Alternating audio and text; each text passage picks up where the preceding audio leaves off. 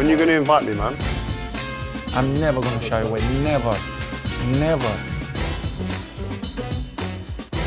And I will try to score. If I don't score, next game I will try to score. I wanted to reach 1,000 goals in life. You know, how old are you going to be then?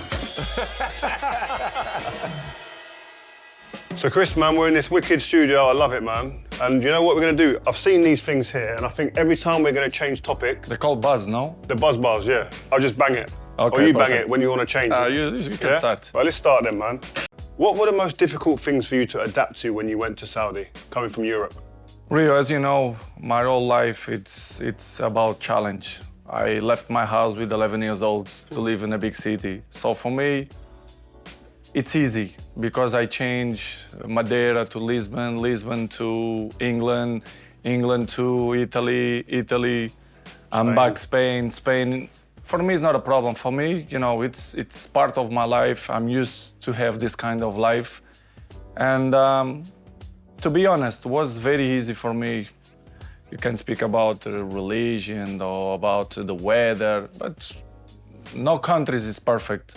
So for me, the adaptation was easy, and I really love it to be there, to be honest. It's interesting what you said about, well, like, no country's perfect. That's exactly what I was thinking when I saw you go, and I saw the news start coming out about Saudi. Part there, for example, Alula, which is in some place in the desert. Have you been there? I've Yes, been of there. course. It's an amazing Ah, place. you've been in Alula? Yeah, when I went there, yeah, my friend started crying. It's beautiful. We went into the hotel, and my friend was sitting, I looked around and my friend, he was like... Yeah, you know why? Oh. Because it's sagrado. Como é que se diz sagrado? Spiritual. Yeah, spiritual. Yeah, spiritual, yeah. It's of the game. But in my opinion, the league is very, very good, and they still grow and improve. And I'm happy because I was the pioneer of the country in football, so I'm glad for that. Yeah, a bit like Beck's in America with the MLS. What he's doing over there and what he's done has been magic. And what you're doing here, even to my mind, even you've created a whole movement of people coming. How much pressure did you feel being the first real big star to come out and then say to everybody, "Come on, follow me"? How was that big pressure for you? Really, you know, as I was young, you know, I had a different personality. I believe in myself, in other, not only in football, but in other areas as well. To be honest, it was zero pressure. I didn't have any pressure. What? When I moved there, I didn't feel pressure. What, for me, pressure. Even with everyone going crazy. You know, for me, the pressure, it's the people. My mum, what it was like. So leaving your mum for any young people that are watching. How difficult is that, and how did you deal with that? For me, it was the main point. The big switch of my life was to suffer a lot in that moment. This is why I'm more willing and capable now to deal with the bad moments, which we all have bad moments. When I moved with 11, 12 years old, there was the really, really hard for me without my family, my mom. Okay, but let's interpret it that I missed the penalty. Yeah. When I cry, it's not because I cry because I felt that if I don't score that penalty and if Portugal will be eliminated, the world will collapse on me. Not because of that, Rio, no. It's people they don't know me. It's, imagine that the last 27 penalties you score, you miss in that period, you feel like bad from yourself. You don't even think about that. The people who come to the stadium, your kids, your mom, your girlfriend, everyone, I felt sad because of that. You think I'm thinking, I missed the penalty, but Portugal gonna falling down on me, they're gonna say that we felt because Cristiano. In the national team, it was like that. People say, he's done, he's 39, he's getting old. You know why? Because I didn't score the goal. Yeah. And the rest, and the past. Well, in qualifiers, you scored like 10 goals. 10 goals. In the qualifiers to And get before the Euros, I scored 2 goals against Ireland. But this is part, real. Even if I will score in Euros, not we will change what Cristiano are. You understand? People try to hiding stuff and speak bad. Listen, I don't score, no problem.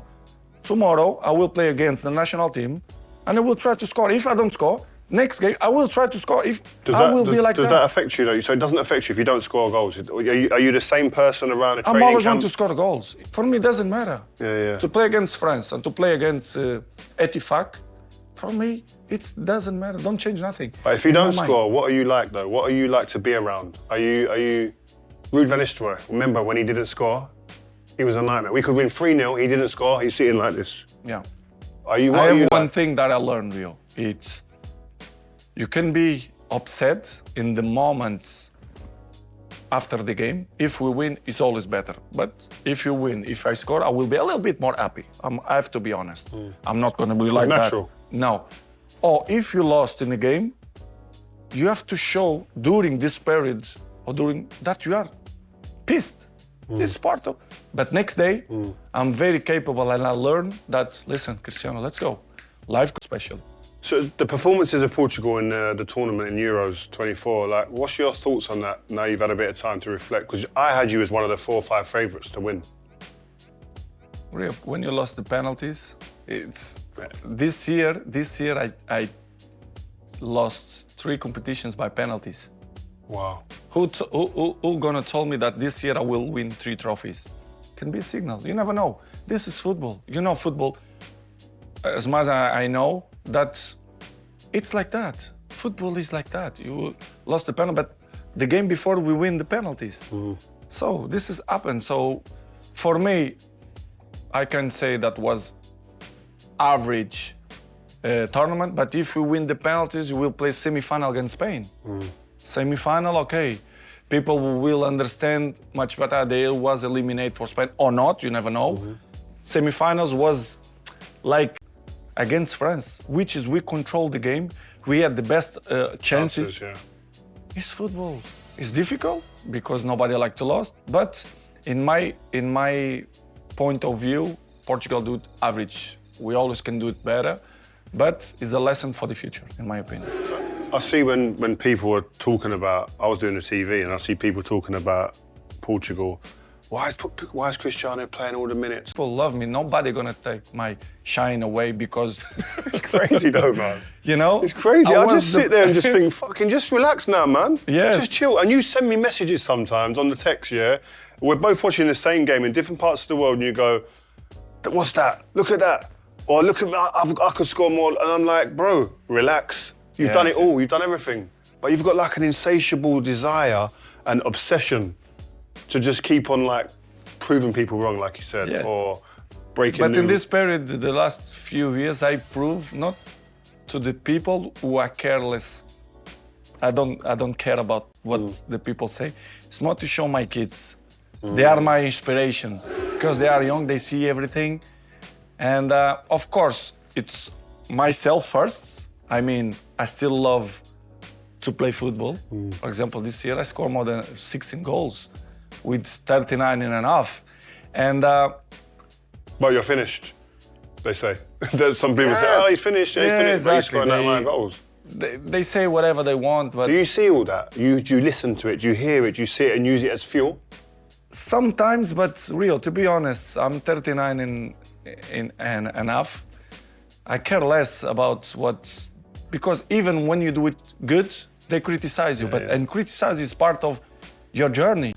I will stand up the next day and I will continue. Bro, if I won the Euros at 39 years old, bro, the cigar, the feet would be up, the whiskey, I would be doing it all, man. And I don't understand how I can't, and I played elite football, I just still can't. So it surprises me, and it astounds me sometimes when I hear you, and you're getting up every day the same like that, like you're 18 years old. It's hard to explain, but I like to make people happy too. You know, I have fans all over the world, and I see them eyes when they see me. Just, you know, when I score goals, and they do it in the street every time, and I walk them. Yes, I want to make them happy, you know. Yeah. And I'm still, I don't know when I'm gonna finish. If you ask me, of course I'm closer to finish than. I have. Let's talk about finish. Come on, talk about this. Good, I like this. Talking about the longevity and the rest of your career. And another thing that I learned, since you play more, you learn many things. And one thing that I learned in a few years is like, enjoy the moment. Enjoy the moment, live the moment, because you don't know what's gonna happen tomorrow. So I know that I'm still looking good. I mean, fit. Not bad. I look good, you know, I feel that I still can dribbling, still shooting, score goals, jump.